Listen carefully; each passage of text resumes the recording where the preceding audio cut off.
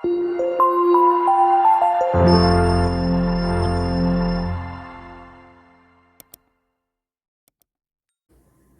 વિદ્યાર્થી મિત્રો, મારું નામ છે પરવેઝ અંસારી અને ફરી એકવાર આપ સર્વેનું મારી YouTube ચેનલ એજ્યુગુરુમાં હાર્દિક સ્વાગત છે। વિદ્યાર્થી મિત્રો, આજના વિડીયોમાં આપણે બોર્ડની પરીક્ષા માટે ખૂબ જ અગત્યનો પ્રમેય, જેને પાયથાગોરસના પ્રમેય તરીકે ઓળખવામાં આવે છે, એની એકદમ સરળતાથી સમજૂતી મેળવીશું। આ પ્રમેય વિદ્યાર્થી મિત્રો ખૂબ નાનો છે અને એકદમ સરળ છે, તો મારી તમને રિક્વેસ્ટ છે કે તમે આખો વિડિયો જોજો, ધ્યાનથી જોજો, તો તમને તરત જ આ પ્રમેય આવડી જશે। તો શરૂ કરીએ આપણે। સૌથી પહેલા આ પ્રમેય એ બોર્ડની પરીક્ષામાં પ્રશ્ન સ્વરૂપે કઈ રીતે પૂછાય એ પહેલા આપણે જોઈએ। તો પહેલો પ્રશ્ન, પાયથાગોરસનો પ્રમેય લખો અને સાબિત કરો। આ રીતે આ પ્રમેય પૂછાઈ શકે, અથવા આનો આ પ્રમેય બીજી રીતે પણ પૂછાય। આપણને પ્રશ્નમાં એક વિધાન આપેલું હોય કે કાટકોણ ત્રિકોણમાં કર્ણનો વર્ગ બાકીની બે બાજુઓના વર્ગોના સરવાળા જેટલો હોય છે। વિદ્યાર્થી મિત્રો, આ જે વિધાન છે એને પાયથાગોરસના પ્રમેય તરીકે ઓળખવામાં આવે છે। તો જો તમને ઉપરનો પ્રશ્ન પૂછાય કે પાયથાગોરસનો પ્રમેય લખો અને સાબિત કરો, તો તમારે આ વિધાન લખવું પડે।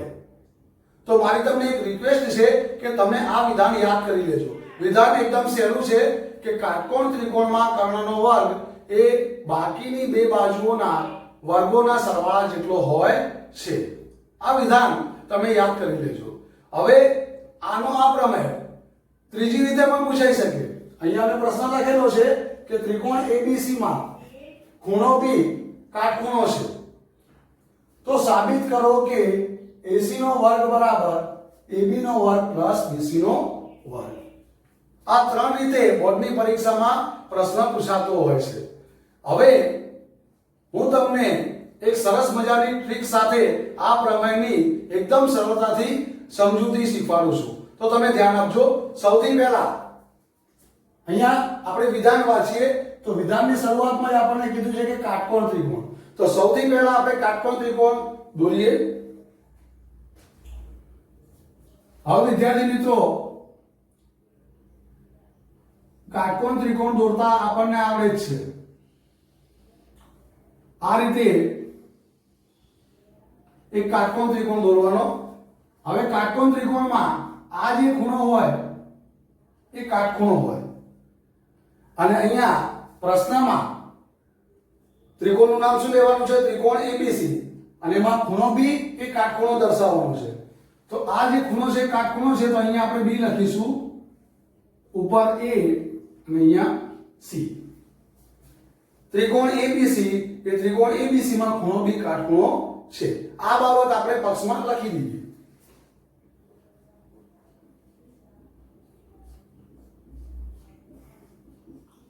ત્રિકોણ ABC માં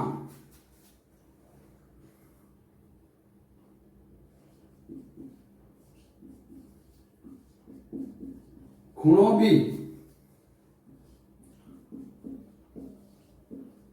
કાટખૂણો છે। હવે આ પ્રમેયમાં આપણે જે સાબિત કરવાનું છે તેને સાધ્યમાં લખીશું। તો આપણે સાબિત શું કરવાનું છે? તો વિધાનમાં છે કે કાટકોણ ત્રિકોણમાં કર્ણનો વર્ગ। હવે અહીંયા કાટકોણ ત્રિકોણ ABC, એમાં કર્ણ કયો? તો કાટખૂણાની જે સામેની બાજુ હોય એને કર્ણ કહેવાય। તો AC એ આપણો કર્ણ થશે। હવે વિધાનમાં શું કીધું છે કે કર્ણનો વર્ગ, તો અહીંયા આપણે લખીશું AC નો વર્ગ બરાબર, વિધાન આગળ વાંચીએ, કર્ણનો વર્ગ બાકીની બે બાજુઓ। હવે અહીંયા ત્રિકોણ ABC માં AC કર્ણ છે, તો બાકીની બે બાજુઓ કઈ થાય? તમે અહીંયા જોઈ શકો છો, AB અને BC। તો બાકીની બે બાજુઓ લખીએ,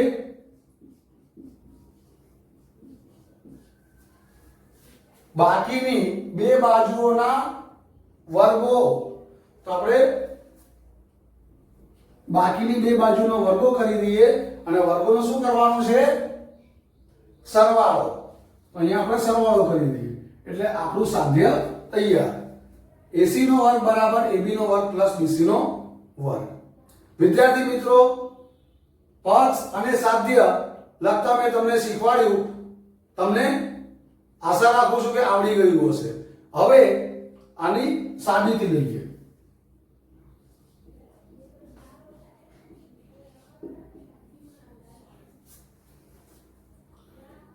સાબિતી આપવા માટે સૌથી પહેલા આપણે કાટકોણ ત્રિકોણ ABC માં એક વેધની રચના કરીશું, એક વેધ દોરીશું.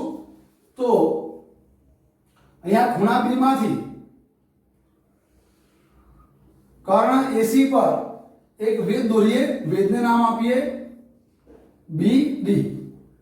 હવે વેધ જે બાજુ પર દોરવામાં આવે તે બાજુ સાથે વેધ હંમેશા કાટખૂણો બનાવે. એટલે અહીંયા એક કાટખૂણો બનશે અને તે જ રીતે નીચે પણ કાટખૂણો બનશે. વેધ એ જે તે બાજુ સાથે હંમેશા લંબ હોય. તો અહીંયા આપણે લખી દઈએ BD લંબ AC દોરો. જ્યાં હવે આપણે અહીંયા વેધ BD ની જે રચના કરી એનાથી આપણને એક નવો બિંદુ મળ્યો, બિંદુ D. બિંદુ D એ કર્ણ AC ઉપર આવેલું છે. તો આ બાબત આપણે લખી દઈએ કે જ્યાં DA કર્ણ AC પર આવેલું બિંદુ હોય. ખ્યાલ આવી ગયો? હવે આપણે શું કરીશું? તો આપણે પ્રમેય 6.7 નો ઉપયોગ કરવાનો છે. તો અહીંયા લખીશું પ્રમેય 6.7 મુજબ. હવે તમને એવું થતું હશે કે સર આ પ્રમેય 6.7 એટલે શું? તો પ્રમેય 6.7 ની આપણે પહેલા સમજૂતી મેળવીએ.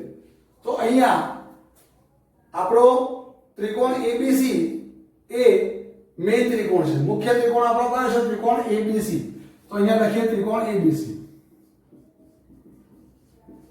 હવે ત્રિકોણ ABC માં આપણે એક વેધ દોર્યો BD અને વેધના લીધે બે ત્રિકોણની રચના થઈ ગઈ. અહીંયા તમે જોઈ શકો છો વચ્ચે આપણે વેધ દોર્યો, એ વેધના લીધે બે ત્રિકોણ બની ગયા. એક ઉપરનો ત્રિકોણ, ત્રિકોણ ADB,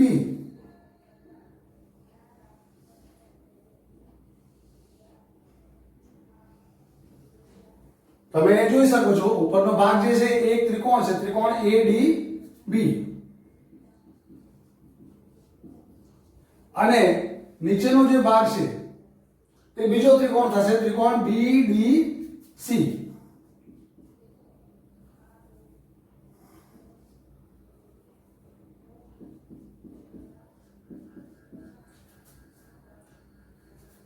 તો અહીંયા આપણે કાટકોણ ત્રિકોણ ABC માં વેધ BD દોરતા બે આપણને નવા ત્રિકોણ મળે છે, ત્રિકોણ ADB અને ત્રિકોણ BDC. હવે પ્રમેય 6.7 શું કહે છે કે કાટકોણ ત્રિકોણમાં જો કર્ણ ઉપર વેધ દોરવામાં આવે તો વેધથી બનતા બે ત્રિકોણો, અહીંયા વેધથી બનતા બે ત્રિકોણો કયા છે? ત્રિકોણ ADB અને ત્રિકોણ BDC. આ બંને ત્રિકોણો એ મૂળ ત્રિકોણને સમરૂપ હોય છે. આને પ્રમેય 6.7 કહેવાય. એટલે કે ત્રિકોણ ADB અને ત્રિકોણ ABC આ બંને સમરૂપ થશે અને તે જ રીતે ત્રિકોણ BDC અને ત્રિકોણ ABC આ બંને પણ સમરૂપ થશે. તો અહીંયા આપણે પ્રમેય 6.7 નો ઉપયોગ કરીએ. તો સૌથી પહેલા આપણે ત્રિકોણ ADB અને ત્રિકોણ ABC આ બંને ત્રિકોણો સમરૂપ લઈએ. તો અહીંયા લખીશું ત્રિકોણ ADB સમરૂપ ત્રિકોણ ABC. હવે વિદ્યાર્થી મિત્રો, બે ત્રિકોણો જો સમરૂપ હોય તો તેમની અનુરૂપ બાજુઓ સમપ્રમાણમાં થાય. તો આ બે ત્રિકોણો માટે આપણે અનુરૂપ બાજુઓ સમપ્રમાણમાં અહીંયા લખીએ. હવે અનુરૂપ બાજુઓ કેવી રીતે લખવાની? તો અહીંયા અનુરૂપ બાજુઓ લખવા માટે હું સરસ મજાની તમને એક ટ્રીક શીખવાડું છું, તમે ધ્યાન આપજો. સૌથી પહેલા આ બે ત્રિકોણ માટે એના નામ જુઓ. અહીંયા ત્રિકોણ ADB છે અને અહીંયા ત્રિકોણ ABC છે. ત્રિકોણ ADB માં ત્રણ બિંદુઓ છે, ત્રણ શિરોબિંદુ છે ADB, અને અહીંયા ત્રિકોણ ABC માં A, B અને C. બંને ત્રિકોણોના ત્રણ શિરોબિંદુઓ પૈકી બે શિરોબિંદુ કોમન છે. કયા કયા? AB, અને અહીંયા પણ A અને B. તો આપણે આ બંને ત્રિકોણો માટે AB બાજુને ધ્યાનમાં રાખીને આપણે અહીંયા બાજુઓનો ગુણોત્તર દર્શાવીએ. તો સૌથી પહેલા અહીંયા આપણે માન લો AB બાજુ લખવી હોય તો આપણે AB લખીએ.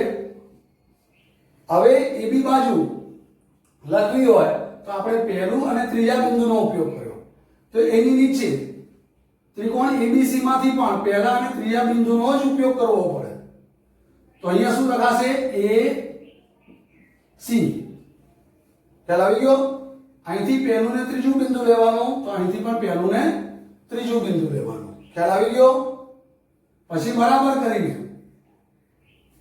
હવે આ બાજુનો જે ત્રિકોણ છે ત્રિકોણ ABC, એમાં AB લખવું હોય તો ક્યાં લખાશે? કયા બે બિંદુનો ઉપયોગ કરવો પડશે? આપણે પહેલું ને બીજું. હવે આ ત્રિકોણની બાજુ એ નીચે લખાય, તો AB આપણે નીચે લખીશું. તો એની ઉપર ત્રિકોણ ADB માંથી કઈ બાજુ લખવાની? તો અહીંયા આપણે પહેલા બે બિંદુનો ઉપયોગ કર્યો, તો અહીંયા પણ પહેલા બે બિંદુનો ઉપયોગ કરીએ. તો શું લખાશે? AB. ખ્યાલ આવી ગયો? બાજુઓ કેવી રીતે લખવાની? આ બે ત્રિકોણ માટે કઈ બાજુ યાદ રાખવાની? આપણે AB બાજુ.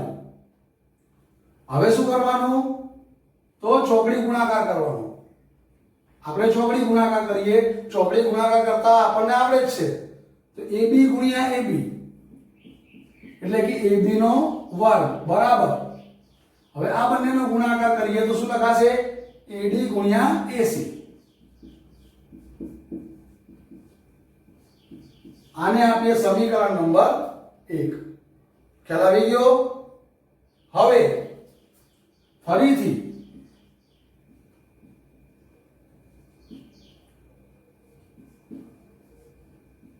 પ્રમેય 6.7 નો ઉપયોગ કરીશું. તો ફરીથી પ્રમેય 6.7 મુજબ આપણે પહેલા કયા બે ત્રિકોણ ધ્યાનમાં લીધા? તો ત્રિકોણ ADB અને ત્રિકોણ ABC. આ બંનેને સમરૂપ દર્શાવીને આપણે સમીકરણ નંબર 1 મેળવ્યો. હવે આપણે આ બે ત્રિકોણ એટલે કે ત્રિકોણ BDC અને ત્રિકોણ ABC આ બંનેને સમરૂપ દર્શાવીએ. તો અહીંયા લખીશું ત્રિકોણ BDC સમરૂપ ત્રિકોણ ABC. હવે આ બંને ત્રિકોણો સમરૂપ થયા તો આ બંને ત્રિકોણોની અનુરૂપ બાજુઓ પણ સમપ્રમાણમાં હોય. તો આપણે આ બંને ત્રિકોણોના નામ ઉપરથી અનુરૂપ બાજુઓ લખીએ. હવે અહીંયા આ બે ત્રિકોણોમાં આપણે કઈ બાજુ ધ્યાનમાં રાખતા હતા? AB બાજુ. તો અહીંયા કઈ બાજુ ધ્યાનમાં રાખવાની? તો ફરીથી આપણે આ બંને ત્રિકોણોના નામ જુઓ. અહીંયા ત્રિકોણ BDC માં ત્રણ બિંદુઓ છે B, D અને C, અને અહીંયા ત્રિકોણ ABC માં ત્રણ બિંદુઓ છે A, B અને C. તો આ બંનેમાં બે બિંદુઓ કોમન છે B અને C. આમાં પણ છે અને આમાં પણ છે. એટલે આપણે અહીંયા બાજુઓ એ BC ને ધ્યાનમાં રાખીને લખીશું. તો આપણે શરૂ કરીએ. માનો આપણે BC લખવું હોય તો પહેલા અને ત્રીજા બિંદુનો ઉપયોગ કરીશું. તો શું લખાશે? BC છેદમાં. હવે અહીંયા પહેલા અને ત્રીજા બિંદુનો ઉપયોગ કર્યો તો એની નીચે ત્રિકોણ ABC માં પણ પહેલું અને ત્રીજું બિંદુ જોડીને જે બાજુ મળતી હોય તે લખી દેવાની. અહીંયા તમે જોઈ શકો છો શું મળશે આપણને AC. તો નીચે લખીશું AC બરાબર. હવે આ બાજુ, તો આ બાજુ આપણે કઈ બાજુ લખવી છે તો BC. તો BC એટલે છેલ્લા બે બિંદુ અને ત્રિકોણ ABC ની બાજુ આપણે નીચે લખીશું. એની ઉપર ત્રિકોણ BDC માંથી કઈ બાજુ લખાશે તો અહીંયા આપણે છેલ્લા બે બિંદુનો ઉપયોગ કર્યો તો એની સામે છેલ્લા બે બિંદુ જોઈએ તો કઈ બાજુ મળે છે આપણને CD. એટલે આપણે લખીશું CD. ખ્યાલ આવી ગયો? હવે શું કરીએ તો ચોકડી ગુણાકાર કરીશું. તો BC ગુણ્યા BC એટલે કે BC નો વર્ગ બરાબર CD ગુણ્યા AC. આને આપીશું સમીકરણ નંબર 2.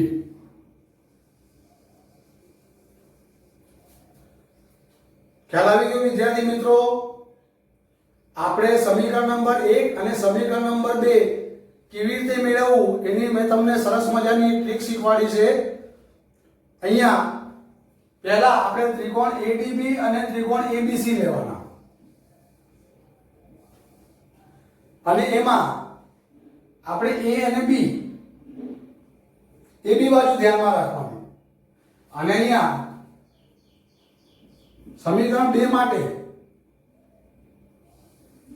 ત્રિકોણ BDC અને ત્રિકોણ ABC લેવાના અને એમાં BC બાજુ ધ્યાનમાં રાખવાની. એટલે સમીકરણ નંબર 2 આપણને મળી જાય. હવે વિદ્યાર્થી મિત્રો સમીકરણ નંબર 1 AB ના વર્ગની કિંમત છે અને સમીકરણ નંબર 2 એ BC ના વર્ગની કિંમત છે. હવે આપણે આ પ્રમેયમાં સાબિત શું કરવાનું છે તો સાધ્ય આપણે જોઈએ.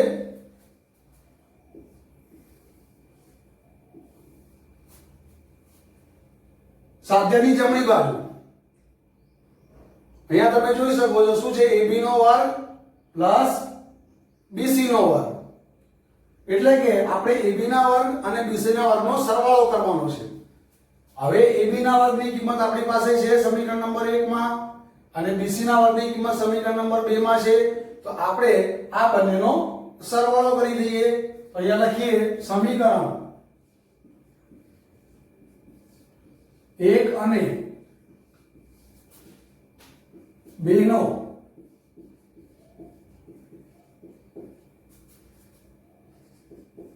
સરવાળો કરતા સૌથી પહેલા સમીકરણ નંબર 1 લખીએ. તો AB નો વર્ગ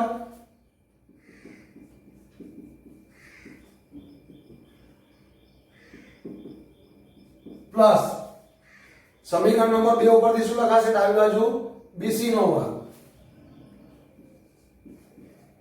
બરાબર. હવે બંને સમીકરણની આપણે જમણી બાજુ લખી દઈએ. તો સમીકરણ 1 માં શું છે જમણી બાજુ AD ગુણ્યા AC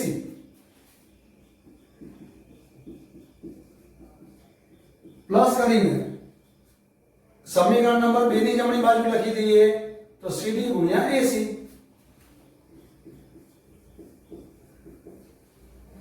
હવે બરાબરની નીચે બરાબર કરીને જમણી બાજુ તમે જુઓ. જમણી બાજુ વચ્ચે વત્તાની નિશાની છે પ્લસની આગળ એક પદ છે અને પાછળ એક પદ છે. આ બંને પદમાં AC એ કોમન છે. AC એ બંને પદમાં આવેલું છે. તો AC આપણે કોમન કાઢીએ તો કૌંસમાં પહેલા પદમાં શું બાકી રહેશે માન લો AC બહાર નીકળી ગયું તો શું બાકી રહેશે AD. પછી પ્લસ બીજા પદમાં શું બાકી રહેશે AC બહાર નીકળી ગયું શું બાકી રહેશે CD. એટલે કૌંસમાં શું આવે AD પ્લસ CD. બરાબરની નીચે બરાબરની નિશાની કરીને AC m ના m. હવે AD પ્લસ CD એના માટે આપણે આકૃતિ જોઈએ. AD એટલે આટલું અને CD એટલે નીચેનો રેખાખંડ. હવે વિદ્યાર્થી મિત્રો આ બંનેનો સરવાળો કરીએ એટલે બંને રેખાખંડને આપણે ભેગા કરીએ તો આપણને ત્રિકોણ ABC ની AC બાજુ મળી જાય. તમે જોઈ શકો છો AD + CD બરાબર આખી બાજુ મળે આપણને AC. તો અહીંયા આપણે આકૃતિ ઉપરથી લખી શકીએ કે AD + CD બરાબર શું લખાય? AC. અહીંયા કારણ દર્શાવી દઈએ. આકૃતિ પરથી AD + CD બરાબર AC. તો બરાબર હવે AC ગુણ્યા AC. AC બે વાર થઈ ગયું એટલે શું લખાશે? AC નો વર્ગ. ખ્યાલ આવી ગયો? એટલે આપણને મળ્યું શું? AB નો વર્ગ પ્લસ BC નો વર્ગ બરાબર AC નો વર્ગ. જે આપણે સાબિત કરવાનું છે. AB નો વર્ગ પ્લસ BC નો વર્ગ બરાબર AC નો વર્ગ આપણને મળી ગયું. એટલે છેલ્લે આપણે લખી દઈએ માટે AC નો વર્ગ. AC નો વર્ગ બરાબર શું લખાય? AB નો વર્ગ પ્લસ BC નો વર્ગ. અહીંયા વિદ્યાર્થી મિત્રો આ પ્રમેય પૂરો. વિદ્યાર્થી મિત્રો આ પ્રમેય મેં તમને સરસ મજાની એક ટ્રીક સાથે શીખવાડ્યું. જો તમે ટ્રીક યાદ રાખશો તો તમે આ પ્રમેય એકદમ સરળતાથી બોર્ડની પરીક્ષામાં લખી શકશો. ટ્રીકમાં શું છે ફરી એકવાર જોઈએ. સૌથી પહેલા અહીંયા આકૃતિની જોડે ત્રણ ત્રિકોણના નામ લખી દેવાના. ત્રિકોણ ABC આપણો મુખ્ય ત્રિકોણ. પછી વચ્ચે વેધ દોરો. વેધ કયો દોરે? આપણે BD. તો BD વેધ દોરતા બે ત્રિકોણ મળે છે. એમાં ઉપરનો ત્રિકોણ કયો છે? ત્રિકોણ ADB. એ લખી દેવાનો. અને નીચેનો ત્રિકોણ કયો છે? ત્રિકોણ BDC. ખ્યાલ આવી ગયો? ત્યારબાદ પ્રમેય 6.7 નો ઉપયોગ કરવાનો. તો પ્રમેય 6.7 મુજબ શું થશે? તો પહેલા આપણે ત્રિકોણ ADB અને ત્રિકોણ ABC આ બંને ત્રિકોણો સમરૂપ દર્શાવી દેવાના. લખી દીધું. અને આના ઉપરથી અનુરૂપ બાજુઓ સમપ્રમાણમાં દર્શાવવાની. હવે અનુરૂપ બાજુઓ કેવી રીતે દર્શાવવાની? તો ત્રિકોણ ADB અને ત્રિકોણ ABC માટે આપણે AB બાજુ યાદ રાખવાની. કઈ બાજુ યાદ રાખવાની? AB બાજુ. અને ત્યારબાદ સાદુરૂપ આપીને સમીકરણ નંબર 1 મેળવી દેવાનું. પછી આપણે ત્રિકોણ BDC અને ત્રિકોણ ABC આ બંને ત્રિકોણોને સમરૂપ દર્શાવવાના. હવે આ ત્રિકોણ માટે આપણે કઈ બાજુ ધ્યાનમાં રાખવાની? તો BC બાજુ.